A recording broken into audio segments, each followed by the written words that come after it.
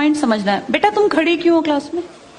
Seat नहीं मिल रही, आगे आ जाओ, थर्ड लाइन में आ जाओ, थर्ड लाइन में बैठा लो बेटा इसको। फिर तेरी बहन को जब कोई कहेगा यहाँ आके बैठ जा, फिर अच्छा लगेगा? थोड़ा लिमिट में रहना चाहिए ना। बैठ जाओ बेटा। चलो अपने देखो, अपने व्यवहार को ऐसा रखो जैसा तुम दूसरे के साथ करो, तुम्हारी बहन के साथ वही होगा। यहाँ नहीं, जहां वो कॉलेज में जाएगी वहां होगा, बस में होगा, ऑटो में होगा।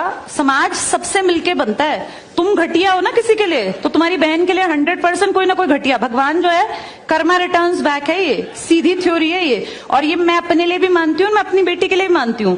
मैं जैसा कर रही हूँ ऐसा ही मेरे साथ होगा, या मेरे घर वालों के साथ। तुम जैसा कर रहे हो ऐसा तुम्हारे भाई बहनों के साथ होगा ही होगा।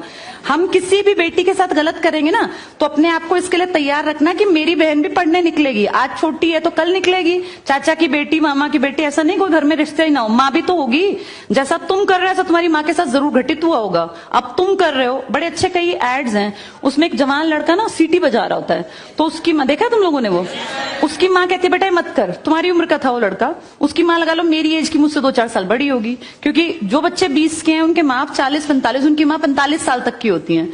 तो लगातार सीटियां बजा रहा है, उसकी माँ उसको कहती है बेटा मत कर। वो इरिटेट हो जाती है, तो फील करता है कि मेरी माँ ऐसा क्यों, मतलब क्यों चिढ़ रही है सीटी बजाने से, घर में बैठ के बजा रहा था सीटी। तो उसकी माँ को याद आता है कि जब मैं रोज बस स्टॉप पे जाती हूँ, 45 साल की अधेड़ उम्र की एक औरत, एक घटिया लड़का, मतलब ऐसे नहीं होते बिल्कुल ही घटिया जिनकी परवरिश हो, वो रोज उसको परेशान करता है, उस 45 साल की औरत को। तो उसको फिर फील होता है कि ये मेरा बेटा जो हरकत कर रहा है ये उस लड़के से मेल खाती है। बहुत अच्छा ऐड है, उसका एसेंस बहुत अच्छा निकल के आता है कि एक्सप्लॉयटेशन सिर्फ जवान लड़कियों का नहीं होता। आप गलत कर रहे हो ना, कोई आपकी माँ के साथ, आपकी बहन के साथ कहीं ना कहीं कोई गलत करेगा फिर।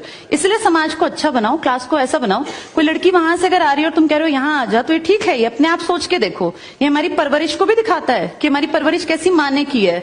अपनी बेटियों को जितने हम संस्कार देते हैं ना, उससे ज्यादा बेटों को देने चाहिए, क्योंकि गलत करने वाले लड़के ही तो है ना, किसी के प्रति गलत कमेंट करने वाले।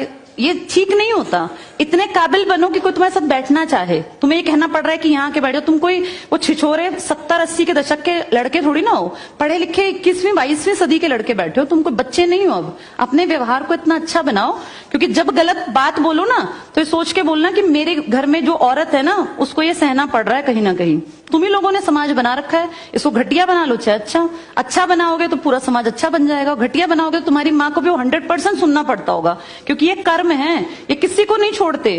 तुम सबको चार दीवारी में नहीं रख पाओगे, तुम्हारी माँ को भी कहीं ना कहीं बाहर निकलना पड़ता है, चाहे वो मार्केट सब्जी लेने जाती हो, गांव में रहते हो तो गली में तो निकलती है ना, उसको भी सुनना पड़ता होगा, क्योंकि समाज बनाने वाले तुम ही लोग हो। तो ये ध्यान रखो सबको कि भाई किसी को हमारे किसी भी कमेंट से बुरा ना लगे, और इनको अलग मत समझो। जैसे तुम्हारी बहनें ऐसी ये हैं, पसंद आना कोई अलग बात होती है, पर व्यवहार अच्छा रखना चाहिए। तुम्हारी परवरिश अच्छी माने की है, कम से कम ये दिखा के चलना। चलो ये टॉपिक